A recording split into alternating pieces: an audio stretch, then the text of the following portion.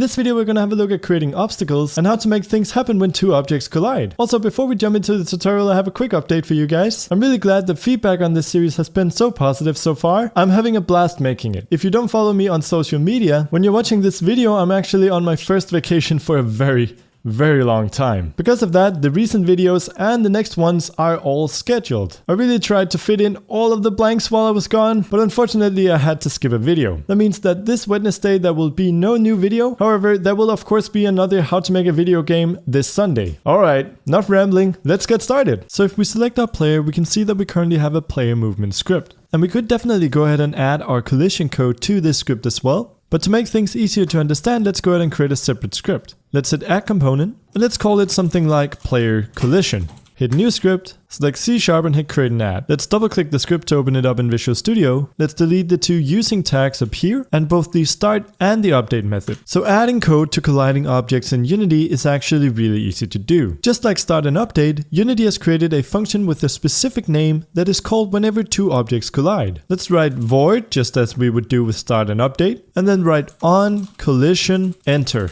Make sure to use capital letters the same way that I do, and that you spell this in the right way. If you do this wrong, Unity is not going to throw an error, it's not going to complain in any way, but it's just not going to be working. We can then open and close some parentheses and some curly brackets. This now means that whatever code we place within these two curly brackets will be called whenever this object collides with something. So if we save this and go back into Unity, we can add our player collision script to whatever object we want. As long as the object has a rigid body and a collider, we can be sure that this code will be called. So to test this, let's just go ahead and throw a debug.log statement that says we hit something. Let's save this, go into Unity and hit play, and you can see now that right off the gate, a message displays in our console saying that we hit something. And you might think that's a bit weird because we don't currently have any obstacles in our scene, but Unity detects collision between all objects. So what we actually hit here is the ground. So when we hit play and our player falls down, this message is displayed. So let's try and add an obstacle to our scene. We can go over here in the hierarchy, right click, go 3D object and then cube. We can then reset the transform of this object. Let's move it forward a bit. Let's put it at 1 on the y-axis. Hit F to focus on it and we can see that it's standing on our ground. It's currently totally white, so let's go into our project panel, right click, go create,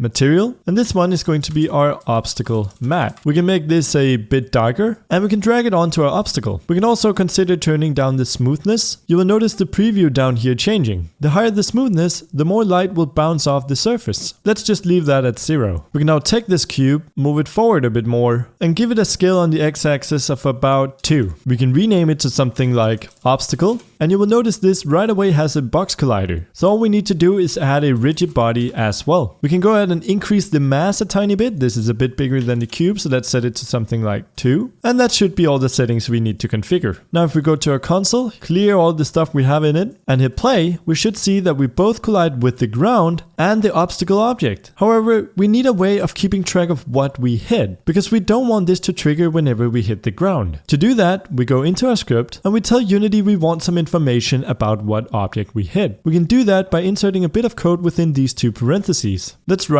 collision. This lets Unity know that we want to gather some information about the collision, and then we need to give that information a name. Again, we can choose any name we want here. I'm just going to type collision info. Then down here, instead of simply writing we hit something, let's display what we hit. To do that, we can replace our text with collision info. We then use the dot to access different parts of this information. You can see that we can get information about the contact points between the colliders, stuff like the impact force sum, and other handy parameters. The most important one for us is that we can get info about the collider we hit. So let's write dot collider, and again we can type dot and we'll get all of the information about that collider. Here we can access the rigid body of our collider, the material of our collider, or just display its name. So by accessing the collider within collision info and the name within the collider, we should now display the name of whatever we hit. Let's see if this works in Unity. So let's hit play, and we should see that it first shows ground and then obstacle. This makes it really easy for us to have different stuff happen depending on what we hit. We could write if collisioninfo.collider.name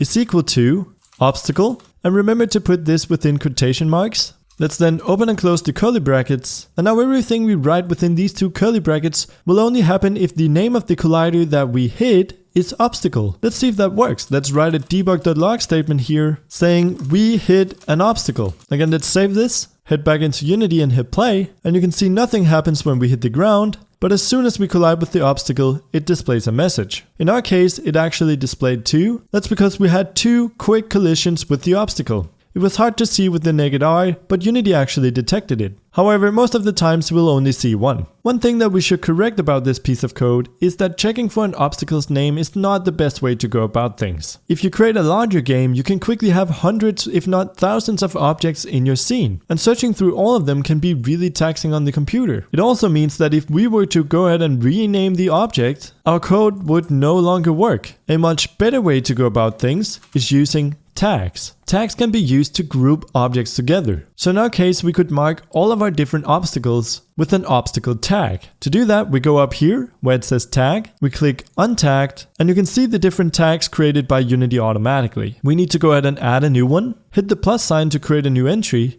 and let's call this one obstacle. We can then select our obstacle object and change the tag to obstacle. Then in our code, instead of checking for the name, we'll check for tag. This is much better because it allows us to create a bunch of different objects, and as long as they share the same tag, we can configure them in any way we want. So let's just make sure that this is working by hitting play, and indeed it is. Of course, displaying a message in the console isn't very exciting. What you should probably do is add some kind of end screen, or maybe just restart the level. Those are great things to add, but it's enough for a separate video. Instead, let's make sure to disable our player's movement, because right now when we hit the object, we actually just keep flying. Instead, we can simply go in through script and turn off our player movement script. To do that, we need to have a reference to our player movement script. Let's go into Visual Studio. And before our function, let's add a variable. Let's type public, then the name of our script, which is player movement, and then we need to give the variable a name. In our case, let's call it just movement. When we now save this and go into Unity, we can see that there's now an empty slot here. So by simply dragging our player movement script into that slot, we've now created a reference from the player collision script